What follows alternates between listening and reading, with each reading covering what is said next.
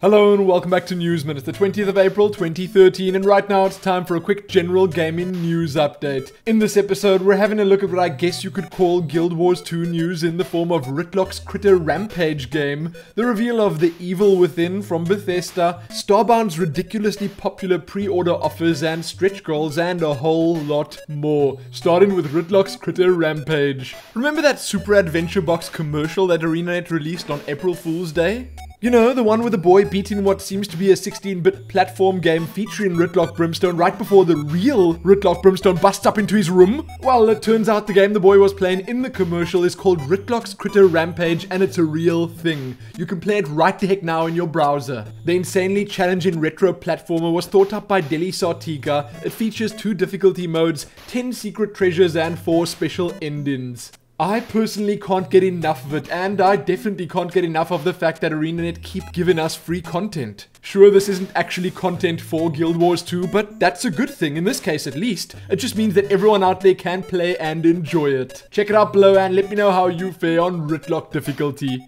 I am kind of still struggling with easy difficulty, but I'll get to Rytlock difficulty eventually. Next up, after some teasing, Bethesda have now officially announced their new project, The Evil Within, with a short and, in my opinion, incredibly grisly and unnerving live-action teaser of sorts. The Evil Within is a survival horror game and is being developed at Tango Gameworks under the direction of renowned game designer and Resident Evil creator Shinji Mikami. The game is in development for the Xbox 360, PlayStation 3, PC, and next-gen consoles, and is slated for release in 2014. Few details were given about the Evil Within story, gameplay, or anything else, but we were told it'll be a return to pure survival horror, with brutal traps, enemies, and puzzles set in an unstable world where not all horrors are in plain sight. I guess that's pretty much what I should have expected after seeing the trailer. Read more below, watch the full trailer right here on YouTube, check a couple of screenshots out that may or may not have leaked, and, well, enjoy. Now we're talking Starbound and Starbound pre-orders. Chucklefish, the developers of this highly anticipated story within a sandbox, have let us know that pre-ordering the game right the heck now will go directly towards funding the development and might well get the game to us ready to play even faster.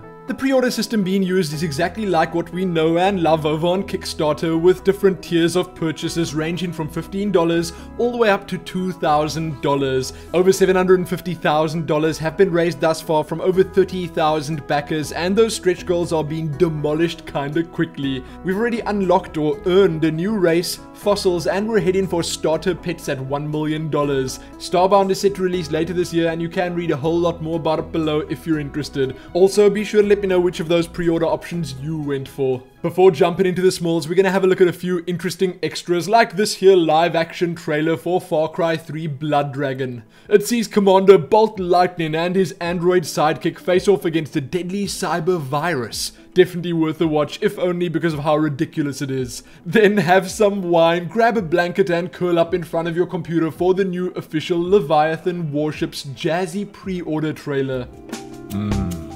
Tactical turn-based strategy in a naval setting. What more could you want? Blow up some ships. You've earned it. How can you not watch it after hearing that? There's another Metro Last Light Ranger survival guide up, this one all about the enemies we'll be facing off against. Watch yet another Hearthstone Heroes of Warcraft commentated duel, this one featuring a mage versus a shaman. And finally, a sequel to Zelda A Link to the Past has been announced for the Nintendo 3DS. A Link to the Past 2 will be an entirely new game featuring an original storyline, new dungeons and all that other good stuff, but it will be set in the same game world as the first game, which sounds great to me. Link will also have the strange ability to become a drawing and move within walls. Watch the gameplay trailer right here on YouTube. With that done, smalls time. First up, if you are in fact interested in the Nintendo 3DS, then you'll want to check the full details of the recent Nintendo Direct out. Nvidia are set to exclusively use the Unreal Engine 4 for future product presentations. A 6th set of titles were greenlit on Steam a day or two ago. Some rather controversial Elder Scrolls Online gameplay footage was recently leaked. Development on Skyrim has finally been halted. Monster Hunter Online has been announced. The XCOM FPS is apparently about to be re-revealed. Gran Turismo 6 is rumored to be releasing in November of this year. The first FIFA 14 details and screenshots have been released. Don't forget about those BlizzCon tickets going on sale next week. The StarCraft 2 World Championship Series format, players, prizes and points have been fully detailed. Firefall is entering open beta in July. Respawn Entertainment has registered trademarks for Titan, which is kind of interesting. Metro Last Light's kind of ridiculous system specifications have been revealed. Roos has received a release date of 16 May. There are a couple of new Witcher 3 screenshots to check out, and we've been told the game will have 36 different ending variations. Lastly, have a peek at a Mars Warlogs overview trailer. That's it for this episode. Check back here soon for more. Like the video if you liked it, and share it if you like sharing things, I guess. Most importantly though, happy slaying those critters as Rytlock.